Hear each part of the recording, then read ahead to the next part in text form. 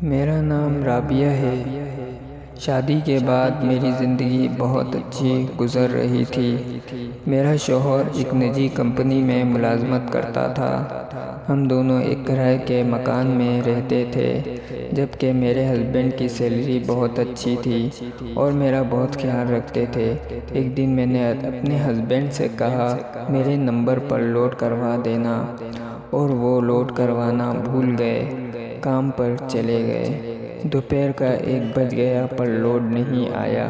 میں نے خود فیصلہ لیا اور میں لوڈ کروانے چلی گئی۔ جب میں نے دکان والے کو نمبر دیا، دکان والا مجھ سے بہانے سے بات کرنے لگا۔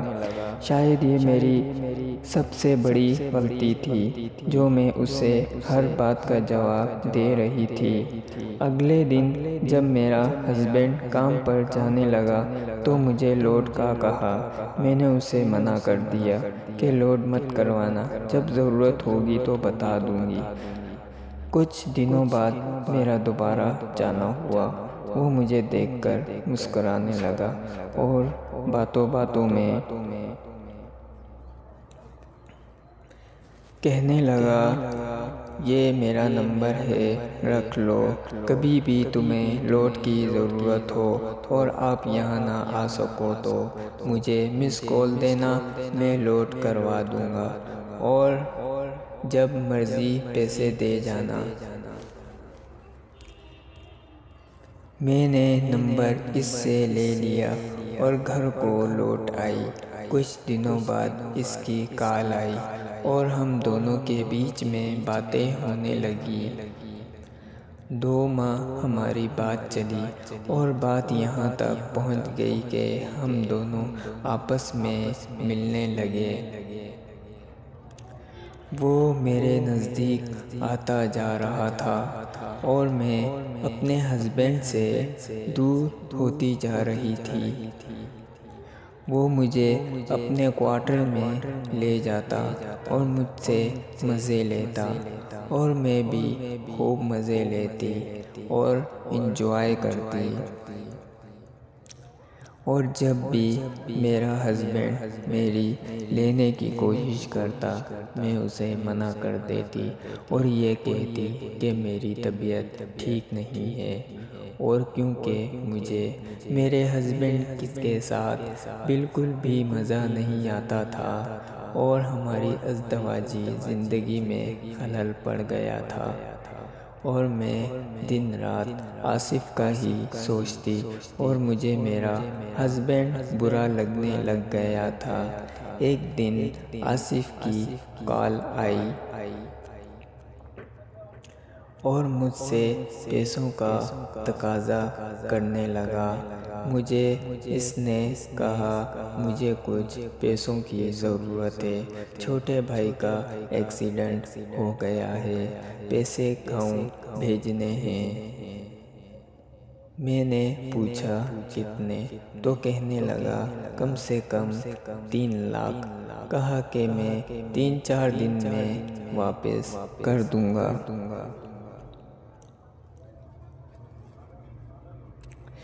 میرے ہسبینڈ کے پیسے جو کہ سالوں کی محنت کی کمائی، وہ پیسے میں نے اٹھا کر ندیم کو دے دیے۔ اس دلدل میں اتنا گھس چکی تھی، مجھے اچھا برا کچھ دکھائی نہیں دے رہا تھا۔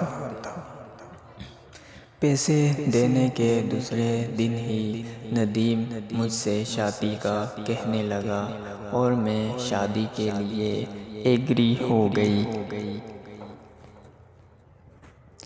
میں نے ندیم سے کہا کہ میں طلاق کیسے لوں؟ ندیم نے کہا روز جھگڑے کرو، غصہ کرو اور طلاق دے دے گا۔ میں نے ایسا ہی کیا۔ میں اپنے ہسبینڈ سے روز جھگڑا کرتی پر مجھے ایک لفظ نہیں بولتا، یہاں تک کہ صبح بغیر ناشتے کام پر چلا جاتا، رات کو کھانا کھا کے سو جاتا۔ میں نے ندیم کو کال کی۔ ندیم کو کہا وہ مجھے کسی بات کا جواب نہیں دیتا، تم کچھ کرو۔ ندیم نے کہا تم اپنے گھر چلی جاؤ اور اپنے گھر والوں سے کہو کہ وہ مجھ پر تشدد کرتا ہے۔ میں نے کہا اگر میں وہاں چلی گئی تو میں وہاں تم سے بات نہیں کر سکتی، میں وہاں نہیں جاؤں گی۔ میں نے کہا تم کچھ کرو، میں تمہارے بغیر نہیں رہ سکتی۔ ندیم نے کہا ٹھیک ہے، مجھے سوچنے کا موقع دو، میں تمہیں بہت جلد بتا دوں گا کہ کیا کرنا ہے۔ ندیم کی دوسرے دن کال آئی اور ندیم نے کہا تم میرے ساتھ گاؤں بھاگ چلو۔ میں نے کہا ٹھیک ہے۔ اس دوران میں بہت خوش تھی۔ اگلے دن ندیم نے مجھے کہا کہ ہمیں یہاں سے رات کو نکلنا ہے، تم اپنا سامان پیک کر لو۔ میں نے کہا ٹھیک ہے۔ جب رات میں ہسبینڈ میرے کام سے آئے تو کھانے کے بعد میں نے اسے چائے میں نیند کی گولیاں ملا کر پلا دیں، اور جب میں ندیم کے ساتھ اس کے گاؤں پہنچی تو میں نے سکون کی سانس لی۔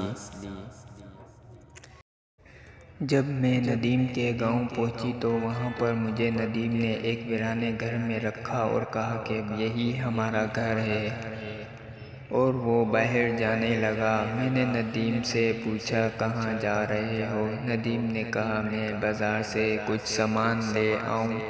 کچھ دن گزرنے کے بعد میرا ہسبینڈ پولیس کے ساتھ ہمارے گھر پہنچ گیا۔ میں اسے دیکھ کر حیران رہ گئی۔ میں اس کے بارے میں پتہ نہیں کیا کیا سوچ رہی تھی اور بہت ڈر گئی تھی۔